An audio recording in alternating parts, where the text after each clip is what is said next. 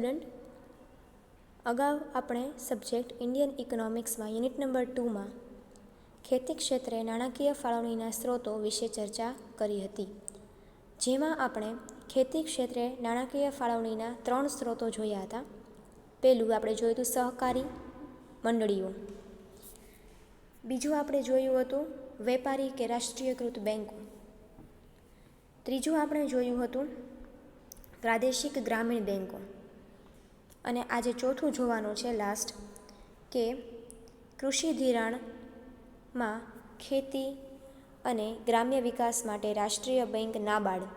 નાબાર્ડ વિશે તમે થોડા ઘણા પરિચિત છો જ, કે નાબાર્ડ છે એ કોણ છે, કે શું છે, કઈ સંસ્થા છે. તો કૃષિ ક્ષેત્રે ધિરાણ આપતી સંસ્થાઓમાં નાબાર્ડ એ ચોથી નાણાકીય ધિરાણ આપતી કે નાણાકીય સ્ત્રોત માટેની સંસ્થા છે.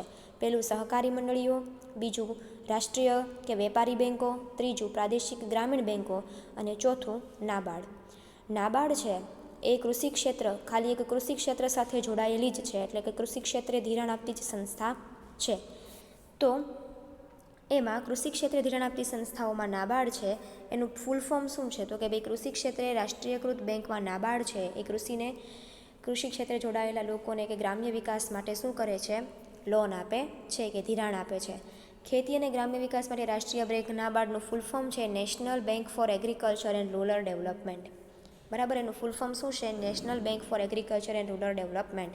આ ફૂલ ફોર્મ છે એ તમારે યાદ રાખવું જરૂરી છે.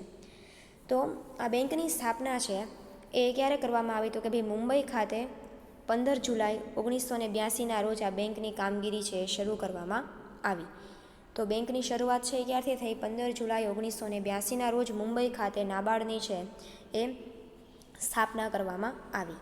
બેંકના કાર્યો, બેંક શું કાર્ય કરે છે, તો કે આ બેંકનું કાર્ય શું છે, તો કે એ આપણે જોવાનું છે કે ભાઈ ખેતી અને ગ્રામ્ય વિકાસ માટે રાષ્ટ્રીય બેંક આજે દ્વિમુખી ભૂમિકા અદા કરી રહી છે. એક બાજુ તે કૃષિ ક્ષેત્રે ધિરાણની ટોચની સંસ્થાઓ કરી શકે છે, બીજી બાજુ તે પુનઃધિરાણ આપતી સંસ્થાઓની કામગીરી પણ ભજવે છે. કૃષિ ક્ષેત્રે સૌથી વધારે જો ધિરાણ આપતી હોય કોઈ પણ સંસ્થા તો એ કઈ સંસ્થા છે, નાબાર્ડ છે. અને પુનઃધિરાણ એટલે કે જે ધિરાણ કરવામાં આવ્યું હોય એના ઉપર પણ બીજું ધિરાણ છે એ આ સંસ્થા ખેતીના વિકાસ માટે, કૃષિના વિકાસ માટે છે નાબાર્ડ સંસ્થા કરે છે. પેલું છે બેંકનું કાર્ય, તો કે ભાઈ બેંક છે એ ખેતીના વિકાસ અને ગ્રામ્ય વિકાસ માટે નાના ઔદ્યોગિક એકમો છે, ગૃહ ઉદ્યોગ છે, ગ્રામ ઉદ્યોગ છે, હસ્તકળાના ઉદ્યોગ છે, કારીગરો, ગ્રામ્ય વિસ્તાર સંબંધિત અન્ય આર્થિક પ્રવૃત્તિઓ માટે બેંક પુનઃધિરાણની સુવિધાઓ પૂરી પાડે છે. તો કે માત્ર કૃષિ અને કૃષિ ક્ષેત્રના વિકાસ માટે જ નહીં, પરંતુ કૃષિ સિવાયના નાના ઔદ્યોગિક એકમ છે, ગૃહ ઉદ્યોગ છે, હસ્તકલા ઉદ્યોગ છે, એટલે કે જે લોકો પોતાની હાથે ઘરે વણાટ કામ કરતા હોય, ભરત કામ કરતા હોય, કારીગરો છે, મજૂર વર્ગ છે અમુક કે જેમની પાસે કૃષિ સિવાયના કોઈ અન્ય વ્યવસાય સાથે જોડાયેલા હોય કે જે નાનો અમથો ઉદ્યોગ હોય, તેવા દરેક ઉદ્યોગને આ સંસ્થા છે એ શું કરે છે, આર્થિક પ્રવૃત્તિ, એટલે કે જે કોઈ પણ વ્યક્તિ આર્થિક પ્રવૃત્તિ કરતો હોય તેને છે પુનઃધિરાણની કે ધિરાણ આપવાની સુવિધા છે એ નાબાર્ડ આપે છે. બીજું, રાજ્ય સહકારી બેંક, પ્રાદેશિક ગ્રામ્ય બેંકો, જમીન વિકાસ બેંકો, રિઝર્વ બેંક દ્વારા માન્ય અન્ય નાણાકીય સંસ્થાઓને ટૂંકા, મધ્યમ ગાળાનું, લાંબા ગાળાનું ધિરાણ પૂરું પાડે છે. તો કે માત્ર કૃષિ ખેડૂતોને તે ડાયરેક્ટ ધિરાણ નથી પૂરું પાડતી, પરંતુ તેના નીચે કામ કરતી અન્ય ઘણી બધી સંસ્થાઓ છે જે કૃષિ ક્ષેત્ર સાથે જોડાયેલી છે. દાખલા તરીકે રાજ્ય સહકારી બેંક, પ્રાદેશિક ગ્રામ્ય બેંકો છે, જમીન વિકાસ બેંકો છે, રિઝર્વ બેંક, તો આ બધી બેંકો છે એને પણ ધિરાણ આપવાનું કામ છે એ નાબાર્ડ કરે છે. એટલે તમે એવું કહી શકો કે નાબાર્ડ નીચે બીજી અન્ય આપણે ઉપર જે બેંકો જોઈ, સહકારી બેંકો છે, પ્રાદેશિક ગ્રામીણ બેંક છે, અન્ય રાષ્ટ્રીયકૃત બેંક છે, એ બધી બેંકો છે એ નાબાર્ડ નીચે કૃષિ ક્ષેત્ર માટે ધિરાણ આપવાનું કામ કરે છે, કૃષિ ક્ષેત્રે નાણાં આપવાનું કામ કરે છે, લોન આપવાનું કામ કરે છે. તો આ દરેક નાણાકીય સંસ્થાઓને પણ લાંબા ગાળાનું, ટૂંકા ગાળાનું અને મધ્યમ ગાળાનું ધિરાણ છે એ પૂરું પાડવાનું કામ નાબાર્ડ છે એ કરે છે. પછીનો ત્રીજો છે કાર્ય, સહકારી ધિરાણ સંસ્થાઓની શેરમૂડી ખરીદવા માટે આ બેંક રાજ્ય સરકારને 20 વર્ષ સુધીની મુદતનું લાંબા ગાળાનું ધિરાણ આપી શકે છે. તો કે ભાઈ સહકારી ધિરાણ આપતી સંસ્થાઓ છે, એટલે કે નાબાર્ડ સિવાય નાબાર્ડની નીચે કામ કરતી જે કોઈ પણ બેંકો છે જે કૃષિ ક્ષેત્ર સાથે જોડાયેલી છે, એ દરેક બેંકોને શેરમૂડી ખરીદવા માટે, કોઈ પણ બેંક હોય એને પોતાની શેરમૂડી બહાર પાડવી હોય તો એવી બેંકને શેરમૂડી બહાર પાડવા માટે 20 વર્ષની કે એનાથી લાંબા ગાળાની મુદતની ધિરાણ છે એ આપે છે. પછી છે કેન્દ્ર સરકાર માન્ય કોઈપણ સંસ્થાને લાંબા ગાળાનું ધિરાણ આપે છે. તો કે ભાઈ કેન્દ્ર સરકાર એટલે કે આપણી જે ઉપરની જે મેઇન સરકાર છે દેશની, એ સરકાર દ્વારા જે કોઈ પણ બેંકમાં ધિરાણ આપવાનું કહેવામાં આવે એટલે કેન્દ્ર સરકાર માન્ય જેટલી બેંકો હોય એ દરેક બેંકને કે કોઈ પણ સંસ્થા છે એને પણ નાણાકીય ધિરાણ કે લાંબા ગાળાનું લોન, લાંબા ગાળાનું લોન એટલે શું, તો કે ભાઈ 5 કે 10 વર્ષ કરતાં વધારે સમયગાળો હોય એવા પ્રકારનું લોનને લાંબા ગાળાનું લોન કહેવામાં આવે છે. તો એવી બેંકોને પણ કહેવાય ને ધિરાણ આપવા માટે નાબાર્ડ છે એ કાર્ય કરે છે. એ જ રીતે ખેતીને કે ગ્રામ્ય વિકાસ સાથે સંબંધિત કોઈપણ સંસ્થાને શેર મૂડી ખરીદી શકે અથવા જામીનગીરીમાં રોકાણ કરી શકે છે.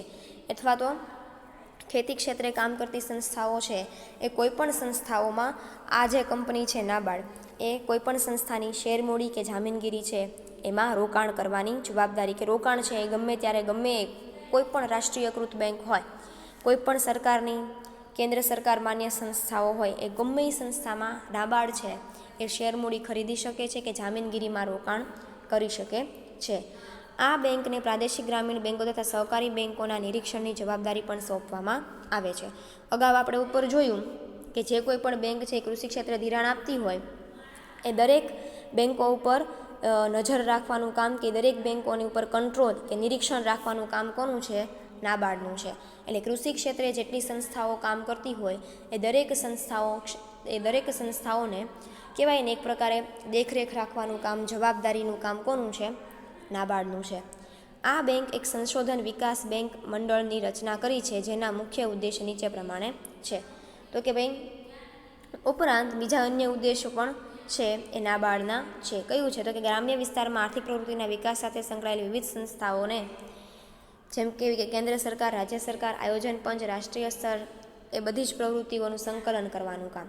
એટલે કે ગ્રામ્ય વિસ્તારોમાં જે કોઈ પણ બેંક કૃષિ ક્ષેત્ર સાથે જોડાયેલી હોય, કેન્દ્ર સરકાર દ્વારા જોડવામાં આવી હોય કે રાજ્ય સરકાર દ્વારા, એટલે કે નરેન્દ્ર મોદીની સરકારે આજ્ઞા આપી હોય કે રૂપાણીની સરકારે આજ્ઞા આપી હોય, બરાબર, કેન્દ્ર સરકાર અને રાજ્ય સરકાર એમના દ્વારા જે કોઈ પણ માન્ય સંસ્થાઓ હોય કે જે કૃષિ ક્ષેત્રે ધિરાણ આપવાનું કામ કરતી હોય એ દરેક સંસ્થાઓ માટે એ દરેક સંસ્થાઓ પર દેખરેખ રાખવાનું કામ, એ દરેક સંસ્થાઓની આર્થિક પ્રવૃત્તિઓ ઉપર નજર રાખવાનું કામ કોનું છે, નાબાર્ડનું છે.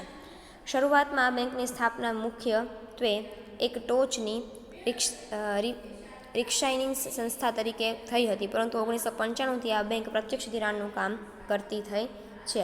એટલે શું કહેવા માગે છે, તો કે શરૂઆતમાં આ બેંકનું કામ છે એ માત્ર કહેવાય ને કે ભાઈ નાની અમથી ધિરાણ આપતી સંસ્થા હતી, પરંતુ 1995 પછી શું થયું, 1995 પછી તે માત્ર કૃષિ ક્ષેત્રે જોડાયેલા લોકોને ધિરાણ તો આપે જ છે, પરંતુ કૃષિ ક્ષેત્ર માટે કામ કરતી અન્ય સરકારી સંસ્થાઓ છે જેમ કે પ્રાદેશિક ગ્રામીણ બેંક છે, સહકારી ધિરાણ આપતી સંસ્થાઓ છે, એને પણ ધિરાણ આપવાનું કામ છે એ 1995થી આ બેંક કરે છે.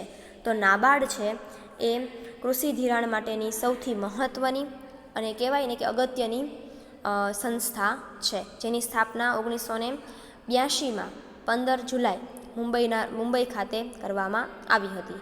તેનું કામ છે, તેના કાર્યો છે એ આપણે જોયા, 8 કાર્યો છે એ આપણે જોયા.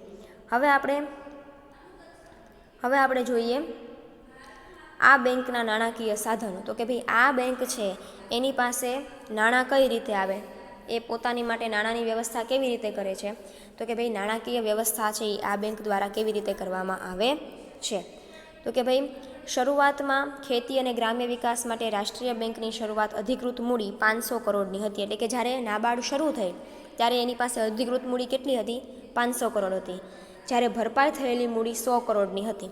એટલે કે એની કહેવાય ને કે જ્યારે કંપની જ્યારે શરૂ થાય ત્યારે એનું કાયમી મૂડી જે હોય એ કેટલી હતી, 500 કરોડ હતી. એમાંથી એની ભરપાઈ થયેલી મૂડી એટલે કે શેર કે ડિબેન્ચર કે એના દ્વારા જે કાંઈ પણ મૂડી ભરપાઈ થઈ હોય એ મૂડી કેટલી હતી, 100 કરોડ રૂપિયા હતી. મૂડી રિઝર્વ બેંક દ્વારા કે કેન્દ્ર સરકારના સરખે હિસ્સે પૂરી પાડી હતી. ત્યાર પછીના વર્ષમાં આ બેંકની શેર મૂડીમાં ઉત્તરોત્તર વધારો થયો અને માર્ચ 2002 સુધીમાં 2000 કરોડની કરાઈ હતી. તો કે જે 100 કરોડ રૂપિયા છે જ્યારે નાબાર્ડ શરૂ થઈ ત્યારે તેની અધિકૃત મૂડી હતી 500 કરોડ, ભરપાઈ થયેલી મૂડી એટલે કે શેર કે ડિબેન્ચર કે એવું બહાર પાડીને જેટલી મૂડી એને ભેગી કરી હોય એ મૂડી હતી 100 કરોડ. પછી રિઝર્વ બેંક ઓફ ઇન્ડિયાએ શું કર્યું, કે રિઝર્વ બેંક ઓફ ઇન્ડિયાએ કેન્દ્ર સરકારે આ મૂડી છે એ પોતાના સરખે હિસ્સે વેચી હતી. 100 કરોડમાં સરખો હિસ્સો છે રિઝર્વ બેંક ઓફ ઇન્ડિયા અને કેન્દ્ર સરકારનો હતો. પરંતુ જેમ જેમ આ સંસ્થા છે એ વિકસિત થતી ગઈ, કામ કરતી ગઈ, એમ વર્ષ 2002ના અંત સુધીમાં એની કુલ મૂડી કેટલી થઈ ગઈ? 200 કરોડની થઈ ગઈ હતી. પછી શું કરે છે તો કે આ બેંક ભારત સરકાર રિઝર્વ બેંક પાસેથી મધ્યમ અને લાંબા ગાળાની સહાય મેળવી શકે છે. તો કે ભાઈ ધિરાણ માટે નાબાર્ડ છે એ ક્યાંથી વ્યવસ્થા કરે? તો કે ભાઈ ધિરાણ માટે નાબાર્ડ છે એ રિઝર્વ બેંક ઓફ ઇન્ડિયા કે સરકાર પાસેથી લાંબા ગાળાનું મૂડી કે લાંબા ગાળાની લોન છે એ માગી શકે છે. પછી બીજું શું કહે છે તો કે શેર કે ડિબેન્ચર પણ બહાર પાડી શકે. નાબાર્ડ છે એ પોતાના શેર અને ડિબેન્ચર દ્વારા પણ પોતાની માટે ભંડોળ છે એ ભેગું કરી શકે છે. આ બેંક છે નાણાકીય સાધનો એટલે શું કે આ બેંક પોતે નાણાંની વ્યવસ્થા ક્યાંથી કરે છે? પછી એ ખેતી માટે દરેક લોકોને છે એ ધિરાણ આપી શકે. કેન્દ્ર અને રાજ્ય સરકારો, શેડ્યુઅલ બેંકો, સ્થાનિક સંસ્થાઓ વગેરે પાસેથી 1 વર્ષથી વધુ મુદતની થાપણો સ્વીકારી શકે છે. તો કે ભાઈ જે કોઈ પણ કેન્દ્ર સરકાર હોય કે રાજ્ય સરકાર હોય તેમની પાસેથી પણ 1 વર્ષની મુદત સુધીની થાપણ કે લોન છે એ નાબાર્ડને મળી શકે છે. ચોથું છે કેન્દ્ર સરકારની મંજૂરીથી તે ભારતમાં આવેલી કે ભારત બહાર સ્થપાયેલી કોઈપણ બેંક કે નાણાકીય સંસ્થા પાસેથી સહાય મેળવી શકે છે. એક તો શું તો કે ભાઈ ભારતની અંદરથી કોઈ પણ બેંક પાસેથી એમને ધિરાણની વ્યવસ્થા જોતી હોય તો ભારતમાં આવેલી બેંક પાસેથી તો એને મળી જ જાય. પરંતુ ભારતની બહાર એટલે કે વિદેશમાં કોઈ પણ બેંક હોય એની પાસેથી એમને ધિરાણ લેવું હોય તો એમની માટે એને કેન્દ્ર સરકારની એટલે કે સરકારની પરવાનગી લેવી જરૂરી છે. જો સરકારની પરવાનગી હોય, જો સરકાર તમને રજા આપે કે પરમિશન આપે તો એ બહાર ઇન્ડિયાની બહાર સ્થપાયેલી કોઈપણ બેંક પાસેથી પણ નાણાં છે કે નાણાકીય વ્યવસ્થા છે કે નાણાં છે ઉધાર કે લોન પર લઈ શકે છે. તો મુખ્યત્વે આ 4 સાધનો છે. આ 4 સાધનો છે એમાં પછી આ બેંક આ પાંચમું છે આ બેંક તેને સ્થપાયેલા નીચેના 2 ભંડોળમાંથી સહાય મેળવી શકે છે.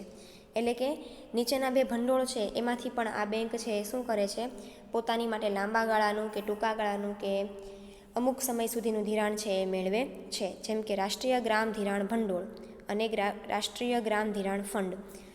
બંનેમાંથી કહેવાય ને કે લાંબા ગાળાનું અને અમુક સમય માટેનું જે ભંડોળ છે એ આ બંને સંસ્થાઓ પાસેથી એ માગી શકે છે. અત્રે એ નોંધવું કે આ બેંકની સ્થાપના રિઝર્વ બેંક દ્વારા અગાઉથી સંચાલિત રાષ્ટ્રીયકૃત ધિરાણ ફંડ અને રાષ્ટ્રીય કૃષિ ધિરાણ ફંડની બધી જ અસ્ક્યામતો અને જવાબદારીઓ આ બેંકે રચેલા 2 ફંડમાં તબદીલ કરવામાં આવી છે. એ તમારી માટે કામનું નથી, પરંતુ આ 4 જે છે ખાસ કે બેંક માટે જે નાણાકીય સાધનો છે એ કયા છે તો એમાં આ 4 સાધનો છે એ નાણાકીય સાધનો છે કે રિઝર્વ બેંક પાસેથી મધ્યમ લાંબા ગાળાનું ફંડ મેળવી શકે છે, શેર કે ડિબેન્ચર બહાર પાડી શકે છે, કેન્દ્ર સરકાર, રાજ્ય સરકાર કે અન્ય સ્થાનિક બેંકો કે સંસ્થાઓ પાસેથી 1 વર્ષ સુધીમાં 1 વર્ષની મુદત સુધીનું સ્થાપન કે લોન છે લઈ શકે છે. ને ચોથું છે કે કેન્દ્ર સરકારની પરવાનગીથી ભારત કે ભારતની બહાર આવેલી કોઈપણ બેંક પાસેથી પણ આ સંસ્થા ધિરાણ મેળવી શકે છે. હવે અને એક ચોથું છેલ્લું છે કે આ બેંકની સંચાલન વ્યવસ્થા શું હોય તો કે ભાઈ આ બેંકની સંચાલનમાં કાર્ય કરતા લોકો છે એ કેવા હોઈ શકે તો કે ભાઈ આ બેંકની સંચાલન વ્યવસ્થા માટે એક બોર્ડ ઓફ ડિરેક્ટરની રચના કરવામાં આવે છે. જેના સભ્યો શું હોય તો કે એક બોર્ડ ઓફ ડિરેક્ટર છે એ આ બેંકમાં કામ કરતા હોય છે. એમાં કયા લોકો છે એ સભ્ય હોય તો કે અધ્યક્ષ હોય રિઝર્વ બેંકના ડેપ્યુટી ગવર્નર. રિઝર્વ બેંકના જે ડેપ્યુટી ગવર્નર હોય એટલે કે રિઝર્વ બેંકના ગવર્નર હોય એની પછી જે એનું હોદ્દો સંભાળતા હોય ડેપ્યુટી ગવર્નર તરીકેનો એ નાબાર્ડના શું છે અધ્યક્ષ છે. નાબાર્ડના મુખ્ય વ્યક્તિ કોણ હોય રિઝર્વ બેંક ઓફ ઇન્ડિયાના ડેપ્યુટી ગવર્નર. એક મેનેજિંગ ડાયરેક્ટર્સ હોય છે. રિઝર્વ બેંક દ્વારા નિમવામાં આવેલા 3 ડિરેક્ટર્સ હોય છે. કેન્દ્ર સરકાર દ્વારા નિમાયેલા 3 ડિરેક્ટર્સ હોય છે. રાજ્ય સરકારે નિમેલા 3 ડિરેક્ટર્સ હોય છે. ગ્રામ્ય અર્થશાસ્ત્ર અને ગ્રામ્ય ક્ષેત્રના 2 નિષ્ણાંતો એટલે કે ગામડાના વિકાસ માટે ગામડામાં કૃષિ ક્ષેત્રે જે લોકોને જાણકારી હોય, જે અર્થશાસ્ત્રીઓ હોય કે જેને કૃષિ ક્ષેત્રની ને ગ્રામ્ય વિકાસની માહિતી હોય કે નિષ્ણાંત હોય એ હોય છે. અને 7મું 3 નિષ્ણાંતો જે પૈકી 2 સહકારી બેંક અને 1 વેપારી બેંકના કામકાજનો અનુભવ હોવો જોઈએ. એટલે કે જે કોઈ પણ સહકારી બેંકના વ્યક્તિઓને આમાં નીમવામાં આવતા હોય, નિષ્ણાંતોને નીમવામાં 3 નિષ્ણાંતો હોય છે. એ 3 નિષ્ણાંતોમાં એક છે એ સહકારી બેંકના 2 છે સહકારી બેંકના કોઈ પણ વ્યક્તિ હોય ને 1 વેપારી બેંકના છે કોઈ પણ વ્યક્તિ આ બેંકના અધ્યક્ષ તરીકે કે આ બેંકના સંચાલન વ્યવસ્થામાં કામ કરતા હોય છે. ટોટલ 7 છે એ સંચાલન વ્યવસ્થામાં કામ કરતા હોય. એક અધ્યક્ષ હોય જે રિઝર્વ બેંકના ડેપ્યુટી ગવર્નર હોય એ જ આ બેંકના શું હોય છે? અધ્યક્ષ હોય છે. એક મેનેજિંગ ડાયરેક્ટર હોય છે. એક રિઝર્વ બેંક ઓફ ઇન્ડિયા દ્વારા નિમાયેલા 3 ડાયરેક્ટર્સ હોય. કેન્દ્ર સરકાર દ્વારા નિમાયેલા 3 કોઈ પણ વ્યક્તિ હોય છે એ આના ડાયરેક્ટર હોય છે. રાજ્ય સરકાર દ્વારા કોઈ પણ નિમાયેલા 3 વ્યક્તિઓ છે એ આના ડાયરેક્ટર્સ ઓફ બોર્ડ ઓફ ડિરેક્ટર્સમાં કામ કરતા હોય છે. ગ્રામ્ય અર્થશાસ્ત્ર અને ગ્રામ્ય ક્ષેત્રના 2 નિષ્ણાત એટલે કે જે ગામડામાં વિકાસ માટે શું કાર્ય કરવા, ખેતીના વિકાસ માટે શું કાર્ય કરવા એની માટે જે નિષ્ણાંતો હોય એ હોય છે. તો આ રીતે આખી આ નાબાર્ડ છે એ કામ કરે છે. પેલું આપણે જોયું આ હતી ચોથી નાણાકીય સંસ્થા કે નાણાકીય ધિરાણ આપતા સ્ત્રોતોમાં કૃષિ ક્ષેત્રે નાણાકીય ધિરાણ આપતા સ્ત્રોતોમાં ચોથી હતી નાબાર્ડ. પેલું આપણે જોયું સહકારી મંડળીઓ કે સહકારી સંસ્થાઓ. બીજું આપણે જોયું વેપારી કે રાષ્ટ્રીયકૃત બેન્કો. ત્રીજું આપણે જોયું પ્રાદેશિક ગ્રામીણ બેન્કો અને ચોથું આપણે જોયું નાબાર્ડ. તો આ હતું નાબાર્ડ. હવે આપણે જોઈએ પછીનો ક્વેશ્ચન છે ક્વેશ્ચન નંબર 7. ખેત પેદાશની વેચાણ વ્યવસ્થાની ખામીઓ વિશે જણાવો. એટલે કે ઘણી વખત એવું થાય કે ખેડૂતો પાસે ઉત્પાદન થઈ ગયું હોય, ખેડૂતોને પોતાનું ઉત્પાદન છે થઈ ગયું હોય, ઉત્પાદન થઈ ગયા પછી તો કે ભાઈ એને વેચાણ કરવા માટેની એક ચોક્કસ વ્યવસ્થા છે એ કૃષિ ક્ષેત્રે હોતી નથી. તો એ વ્યવસ્થા માટે કે એક ચોક્કસ વેચાણ વ્યવસ્થા છે એ ઊભી કરવી અને એની માટે કઈ કઈ ખામીઓ છે કે ખેડૂતોને પોતાનું ઉત્પાદન થઈ જાય પછી એ વેચાણ વ્યવસ્થા છે એ માટે કોઈ ચોક્કસ છે ને આપણે ફોર એક્ઝામ્પલ ઉદાહરણ લઈએ, ખેડૂતોને પોતાનું ઉત્પાદન થઈ જાય, ઘઉં છે એ થઈ જાય, વાવેતર થઈ જાય, એને લઈ લે, પછી એને સાફ થઈ જાય કે આખી પ્રોસેસ થઈ જાય, એ પછી એને બજારમાં માર્કેટિંગ યાર્ડમાં વેચવા જવાનું હોય. તો એ યાર્ડમાં જ્યારે વેચવા જાય છે તો એ વેચાણ વ્યવસ્થામાં શું ખામીઓ છે, શું વચ્ચે એની મર્યાદાઓ છે એ છે આપણે જોવાનું છે. એટલે ખેત પેદાશની વેચાણ વ્યવસ્થાની ખામીઓ થોડુંક આપણે છે હવે ડિટેલમાં ઓછું જોઈએ અને પોઈન્ટ્સ ઉપર વધારે છે ફોકસ કરીશું. તો ખેત પેદાશની વેચાણ વ્યવસ્થાની ખામીઓમાં પહેલી ખામી છે આડતિયા કે મધ્યસ્થીઓનો મોટો વર્ગ. એટલે કે ઉત્પાદક ખેડૂત છે એ પોતાનું જે વાવેતર છે એ વેચવા જાય એ સમય દરમિયાન વચ્ચે મધ્યસ્થીઓ એટલે કે વચ્ચે મધ્યસ્થીઓ બહુ બધા આવી જાય. જેમ કે જુઓ, ગામડાનો વેપારી હોય, પાક્કો આડતિયો હોય, કાચો આડતિયો હોય, જથ્થામાલ વેપારી, દલાલ, મહારાજ, મોટા જમીનદાર વગેરેનો સમાવેશ શેમાં થાય? આડતિયામાં થાય. એટલે કે આડતિયાઓ વચ્ચેથી વધારે પડતું કહેવાય ને કે જે પ્રમાણે તમને એ તમારા ઉત્પાદનનું પૈસા મળવા જોઈએ એ આ આડતિયાઓ છે વચ્ચેથી ભ્રષ્ટાચાર કરીને શું કરે છે? રૂપિયાઓ કે પૈસાઓ છે એ વધારે પડતા તમારી પાસેથી લઈ લે છે. જેના કારણે તમારું જે ઉત્પાદન છે એ જેટલા પ્રમાણે કે જેટલી કિંમતે વહેંચાવું જોઈએ એના કરતાં ખૂબ ઓછી કિંમતે છે એ વહેંચાય છે. એટલે કે આ મધ્યસ્થીઓની ખરીદી અને વેચાણના વિવિધ તબક્કાઓમાં પોતાનો નફાનો ટકો ચડાવે છે. આથી ખેડૂતોને મળતા ભાવ અને ગ્રાહકોને ચૂકવવી પડતી કિંમત વચ્ચે મોટો ગાળો રહે છે. ખેડૂતોને વ્યાજબી ભાવો મળી શકતા નથી. એટલે કે જે કોઈ પણ વચ્ચે આડતિયાઓ છે એ આડતિયાઓ શું કરે છે તો કે ભાઈ ખેતી ક્ષેત્રે જે કાંઈ પણ ઉત્પાદન ખેડૂતો દ્વારા બજારમાં લાવવામાં આવે એ અને ગ્રાહકોને જે કાંઈ પણ વસ્તુની કિંમત ચૂકવવી પડતી હોય એ બંનેની કિંમતોમાં કેવો જોવા મળે છે? બહુ મોટો તફાવત જોવા મળે છે. એટલે કે વચ્ચે જેટલા આડતિયાઓ આવે છે એ બધા આડતિયાઓ વધારે પડતો પોતાનો નફો ચડાવી અને ખોટી રીતે છે વેચાણ વ્યવસ્થા કે વેચાણ છે એ ખેતીનું કે ઉત્પાદનનું કરે છે. જેથી ખેડૂતોનું શું થાય છે? ખેડૂતોનું શોષણ થાય છે. બીજું, સ્થાનિક બજારમાં વેચાણ. તો કે ભાઈ એક સૌથી મોટી ખામી શું છે તો કે મોટા ભાગનો જે વર્ગ છે એ સ્થાનિક બજારમાં સ્થાનિક ગ્રાહકને, નાણાં ધીરનારને, વેપારીને કે આડતિયાને નીચા ભાવે માલ વેચે છે. નાણાંની તીવ્ર જરૂરિયાત, ખરાબ રસ્તાઓ, વિક્રીય શેષ ઓછું પ્રમાણ, નાણાં ધિરાણ કરેલું પેદાશનું અગાઉ વેચાણ વગેરે કારણોને લીધે ખેડૂતોને પોતાની પેદાશ ગામના સ્થાનિક બજારોમાં વેચવાની ફરજ પડે છે.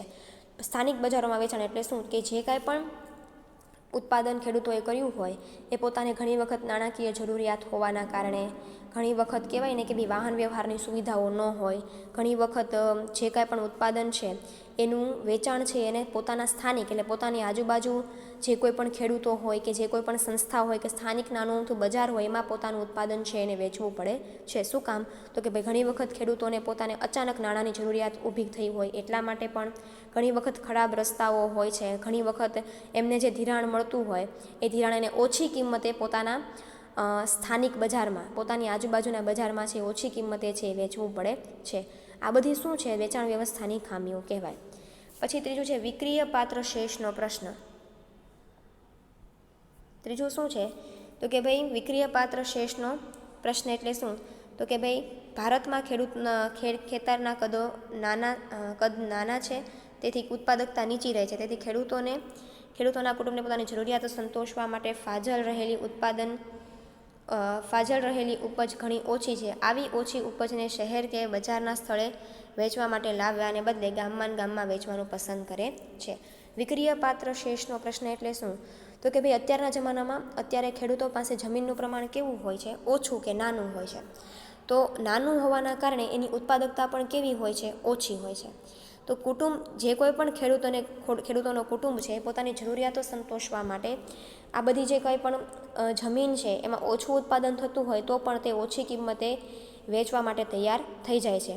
અને એના કારણે શું થાય? તો કે ભાઈ એના કારણે ગામડામાં રહેતા શાહુકાર વેપારીઓ એકમાત્ર મુખ્ય ખરીદનારો હોવાથી તેને લાભ થાય છે અને તે એ રીતે ખરીદે છે તેથી ખેડૂતોને નીચી કિંમત મળે છે. તો વિક્રિય પાત્ર શેષનો પ્રશ્ન એટલે શું? તો કે ઘણી વખત ખેડૂતો પાસે જમીનના કદ નાના કદ હોવાના કારણે તેમનું ઉત્પાદન પણ કેવું હોય છે? ઓછું હોય છે. અને પોતાની જરૂરિયાત હોવાના કારણે, પોતાના કુટુંબની જરૂરિયાતો સંતોષવાના કારણે જે કાંઈ પણ તેમને ઉત્પાદન થાય છે એ પોતાના ગામડામાં રહેતા તે શાહુકારને કે એને પોતાનું ઉત્પાદન છે વેચી દે છે. તો એ માટે એમને શું થાય? તો કે એ માટે એમને છે એ પૈસા છે ખેડૂતોને નીચી કિંમતે પોતાનું છે એ ઉત્પાદન વહેંચવું પડતું હોય છે. ચોથું છે વાહન વ્યવહારની અપૂરતી સગવડ. તો કે ભાઈ શહેરી અને ગ્રામીણ વિસ્તારમાં વાહન વ્યવહારની પૂરતી સુવિધા છે એ ડેવલપ થઈ નથી. વાહન વ્યવહારની પૂરતી સુવિધા ડેવલપ નથી થઈ એટલા માટે ખેડૂતો પોતાનું ઉત્પાદન શહેરી વિસ્તારમાં છે એ વ્યવસ્થિત રીતે પહોંચાડી શકતા નથી. તો એના કારણે અપૂરતા રસ્તાઓના કારણે જે કાંઈ પણ વાહન વ્યવહારની સુવિધાઓ ગામડામાં નથી થઈ એના કારણે ગામડાના રહેતા લોકોને ગામડામાં જ પોતાનું ઉત્પાદન છે વહેંચવાની ફરજ પડે છે. એ શહેરમાં આવી અને શહેરમાં જે કાંઈ પણ ઉત્પાદનના સારા એવા ભાવ એને મળતા હોય એ ભાવનો એ લાભ લઈ શકતા નથી. પાંચમું છે ભેળસેળ. જે કાંઈ પણ ઉત્પાદન છે એમાં ખેડૂતો છે એને ઘણી વખત શું કરે છે કે નફો વધારે મેળવવાની લાલચે વસ્તુમાં શું કરે છે? ભેળસેળ કરે છે. જુઓ, ભારતમાં પ્રામાણિક વેપારીઓ કે ખેડૂતો બિનજરૂરી ગણાતા હોય તેવું લાગે, કારણ કે વધારે નફો લેવાની લાલચે માલમાં કચરો અને અન્ય વસ્તુ જેવી ભેળસેળ એ લોકો કરે છે. ખેતરથી ગ્રાહક સુધી પહોંચતી વસ્તુઓમાં અનેક તબક્કે ભેળસેળ થતી હોય છે. ખેડૂતો જે ઉત્પાદન કરે ત્યાંથી ગ્રાહકો સુધી પહોંચે એમાં ઘણી બધી ભેળસેળવાળી વસ્તુઓ છે એ આવી જાય છે. શું કામ? તો કે ભાઈ ખેડૂતોને કહેવાય ને કે ભાઈ પોતાનું વધારે પડતો લાભ જોતા હોય એટલા માટે વસ્તુમાં શું કરે છે? ભેળસેળ કરે છે. પ્રતિકૂળ સમયે વેચાણ એટલે કે જ્યારે ભારતમાં ખેતી મોસમ પૂરી થયા બાદ તુરંત જ એકસાથે ખેડૂતો પોતાનો માલ બજારમાં વેચાણ માટે મૂકતા હોય છે. પરિણામે ખેત પેદાશના પુરવઠાની માંગની સરખામણીમાં એકદમ વધી જવાને લીધે ખેડૂતોને નીચા ભાવે વેચાણ કરવું પડે છે. પ્રતિકૂળ સમયે વેચાણ એટલે શું? તો કે ઘણીવાર એવું થાય કે ભાઈ મોસમી આપણને ખબર છે કે ભારત છે એમાં મોસમી આબોહવાથી ખેતી છે વધારે પડતી કહેવાય ને કે ખેતીનું નિર્ભર છે મોસમી આબોહવા ઉપર વધારે છે. તો ખેતી માટે શું કરવામાં આવે? તો કે જે કાંઈ પણ પ્રતિકૂળ સમય હોય ત્યારે વેચવાને બદલે જ્યાં અમુક સમયે છે ખોટા સમયે ઉત્પાદન છે એ ખેડૂતો વેચી નાખે છે. એટલે પુરવઠો છે એ બજારમાં શું થાય છે? માંગની સરખામણીમાં વધી જાય. જ્યારે જે વસ્તુની માંગ ન હોય, ઘઉંની માંગ શિયાળામાં ન હોય તો આપણે ઘઉંનું ઉત્પાદન છે શિયાળામાં વેચી આવીએ બજારમાં તો આપણને આપણા ઘઉંના ઉત્પાદનના ભાવ શું થાય? ઓછા મળે. તો આવા પ્રતિકૂળ સમયે વેચાણ છે એમાં પણ ખેડૂતોને ઘણી વખત નીચા ભાવે વેચાણ કરવું પડે છે. મંડી બજારોમાં ચાલતી ગેરરીતિઓ. મંડી બજારોમાં શું હોય? કહેવાય ને કે ભાઈ ગેરરીતિ ચાલતી હોય, ભ્રષ્ટાચાર ચાલતા હોય. કેવા પ્રકાર? ખેડૂતો નિરક્ષર હોય એનો લોકો લાભ ઉઠાવે, ખેડૂતો અભણ હોય તો એને ખોટી માહિતી આપીને એનું જે ઉત્પાદન છે એ વેચી નાખે. સેમ્પલ તરીકે વેપારીઓને ખોટો માલ છે એ આપી દે. પછી તો કે ભાઈ અનેક બહાના હેઠળ વેપારીઓ ઘરે બેઠા છે એ પોતાનું ધંધાનું વેચાણ છે એ કરી નાખે છે. તોલ માપના સાધનોમાં અપ્રામાણિકતા જોવા મળે, એટલે કે વજન કાંટામાં ને એમાં થોડો ઘણો એ શું કરે છે, ભ્રષ્ટાચાર કરે છે. હિસાબોમાં ગોલમાલ કરે છે. મધ્યસ્થી માલનો સોદો કરવામાં પોતાનું છે પોતાનો લાભ જોઈને ખેડૂતોને નુકસાન કરે છે. તો આવી બધી જે ગેરરીતિઓ છે, એટલે કે નિરક્ષર હોય, ખેડૂતો અભણ હોય તો એનો લાભ ઉઠાવી જાય છે. સેમ્પલમાં ભેળસેળ કરી નાખે છે. પછી તોલ માપ એટલે કે વજનમાં ને એમાં થોડો ઘણો છે એ લોકો ચીટિંગ કરી નાખે છે. તો આવી બધી મંડી બજારમાં ગેરરીતિઓ પણ વેચાણ વ્યવસ્થાની ખામી કહેવાય છે. પછી છે વર્ગીકરણનો અભાવ. વર્ગીકરણનો અભાવ એટલે શું? તો કે ભાઈ જે કાંઈ પણ તમે ઉત્પાદન બજારમાં વેચો છો એમાં ગુણવત્તાના આધારે કહેવાય ને કે ગુણવત્તાના ધોરણે ઊંચી કક્ષાનું તેમજ ગ્રાહકો, ખેડૂતો તેમજ વેપારીઓ માટે ફાયદાકારક બને છે. પરંતુ ખેત પેદાશોની ગુણવત્તાના ધોરણે પૂરતા પ્રમાણમાં વર્ગીકરણ થતું નથી. હવે એટલે કે કારણ કે રાજ્યવાર, રાષ્ટ્રીય કક્ષા, જિલ્લા કક્ષા અને રાજ્ય કક્ષાએ જુદી જુદી રીતે ભાવોનું શું કરવામાં આવ્યું હોય છે, વર્ગીકરણ કરવામાં આવ્યું. રાષ્ટ્રીય કક્ષાએ ખેતીમાં તમે જે ઉત્પાદનનું વેચાણ કરો તો એના ભાવ અલગ હોય, રાજ્ય કક્ષાએ ભાવ અલગ હોય અને જિલ્લા કક્ષાએ પણ ભાવ શું હોય, અલગ હોય. તો એના કારણે આ બધા ભાગોનું, આ બધા વર્ગીકરણનો અભાવ જોવા મળે છે. આપણે શું કરીએ, જે ભાવ અત્યારે નીચો હોય એવા ભાવેથી ખેડૂતો પાસેથી શું કરે છે, ઉત્પાદન છે એ આપણે ખરીદી લઈએ છીએ. તો એના કારણે ખેડૂતોને જે વ્યાજબી ભાવો મળવા જોઈએ એ જિલ્લા કક્ષાએ, રાષ્ટ્રીય કક્ષાએ અને રાજ્ય કક્ષાએ જે પ્રમાણે ભાવનું વર્ગીકરણ કરવામાં આવ્યું હોય એ પ્રમાણે ભાવ છે એનું એમ લોકોને ઉત્પાદન છે એ મળતું નથી. બજારની સાચી માહિતીનો અપૂરતો વિકાસ. ઘણી વખત શું થાય તો કે બજારમાં જે કાંઈ પણ માહિતીઓ હોય, મોટાભાગના ખેડૂતો નિરક્ષર છે, તેઓ પ્રવર્તમાન ભાવ વિશે અજ્ઞાન હોય છે. બજારના પ્રવર્તમાન ભાવ, માલની આવક, પુરવઠો, માંગ, વળાંક બાબતોનું જ્ઞાન ખેડૂતોને વ્યાજબી ભાવો મેળવવા માટે ખૂબ જરૂરી માનવામાં આવે છે. ખેત પેદાશોના ભાવની માહિતી મળતી ન હોવાથી ખેડૂતોને છેતરવાની વેપારીઓ માટે અનુકૂળતા પેદા થાય છે. એટલે કે અજ્ઞાન, ખેડૂતો નિરક્ષર છે એવું માનીને શું કરવામાં આવે તો કે ભાઈ એમને ચોખ્ખી જે માહિતી હોય, સાચી માહિતી હોય આપવામાં આવતી નથી. અને જે કાંઈ પણ ખોટા ભાવ હોય એ આપીને ખેડૂતોને શું કરવામાં આવે છે, ખોટી માહિતી આપીને છેતરવામાં આવે છે. અને 10મું છે સંગ્રહની અપૂરતી સગવડો. તો કે ભાઈ ઘણી વખત જે કાંઈ પણ ઉત્પાદન છે એ બજારનું કરવામાં આવ્યું હોય એ માટે જે સંગ્રહ વ્યવસ્થા હોય એ પણ છે એ ઓછી જોવા મળે છે. ભારતમાં ખેડૂતોને યોગ્ય સમયે, યોગ્ય ભાવે, યોગ્ય રીતે વેચાણ અને ખેત પેદાશોના સંગ્રહની પૂરતી અને વૈજ્ઞાનિક ઢબોની વ્યવસ્થા હોવી જરૂરી છે. ભારતના સંગ્રહ માટે વર્ષ 2007-8માં જે પહેલાં સગવડ ઉપલબ્ધ હતી તે ગામડાઓના ખેડૂતોને પોતાના મકાન કે પોતાની પાસે જે રૂઢિગત સાધનો હોય તેમાં સંગ્રહ કરવો પડતો હતો. પરિણામે આબોહવા, ભેજ, જીવજંતુઓ વગેરેને લીધે અનાજ ઘણા બગડી જતા અને નાશ પામતા. એટલે શું કહે છે, સંગ્રહ કરવાની અપૂરતી સગવડો. જે કાંઈ પણ સંગ્રહ કરવામાં આવે છે એની જે ચોક્કસ વ્યવસ્થા હોવી જોઈએ એના બદલે ખેડૂતોને પોતાના ઘરમાં જ જે રીતે એ લોકો કોઠારમાં કે પોતાના ઘરમાં એક અલગ રૂમ રાખીને જે રીતે પોતાનું ઉત્પાદન છે એ સાચવતા હતા એવી રીતે એમને સાચવવું પડે. તો એમાં શું થાય તો કે એમાં ઘણી વખત પાક છે એ બગડી જવાની, આબોહવાના કારણે અસર થવાથી, વરસાદની અસર થવાથી, ભેજની અસર થવાથી અનાજ શું થાય, બગડી જાય. એટલે જે કાંઈ પણ ઉત્પાદન ખેડૂત કરે છે એ ઉત્પાદનને સંગ્રહ કરવા માટેની કોઈ ચોક્કસ વ્યવસ્થા છે એ કરવામાં નથી આવી. એ પણ વેચાણ વ્યવસ્થાની ખામી છે. તો આ 10 છે, પરંતુ તમારા મટીરિયલમાં તમને ઘણા બધા આપે છે. જેમ કે ધિરાણની અપૂરતી સગવડો 11મું છે તો કે ભાઈ ખેડૂતોને ધિરાણ નથી આપવામાં આવતું એટલે પણ એ લોકો પોતાનું ઉત્પાદન છે એ કરી શકતા નથી. સંગઠનનો અભાવ, સંસ્થાકીય વેચાણ વ્યવસ્થાનો અભાવ 13 છે, પરંતુ તમે 10 કરશો તો ચાલશે. તો આ આપણે જોયું આજે નાબાર્ડ વિશે અને ખેત ધિરાણની નીચી ઉત્પાદકતા કે ખેત વેચાણ વ્યવસ્થાની ખામીઓ વિશે. હવે પછીના લેક્ચરમાં આપણે આનાથી આગળ વધશું. Thank you.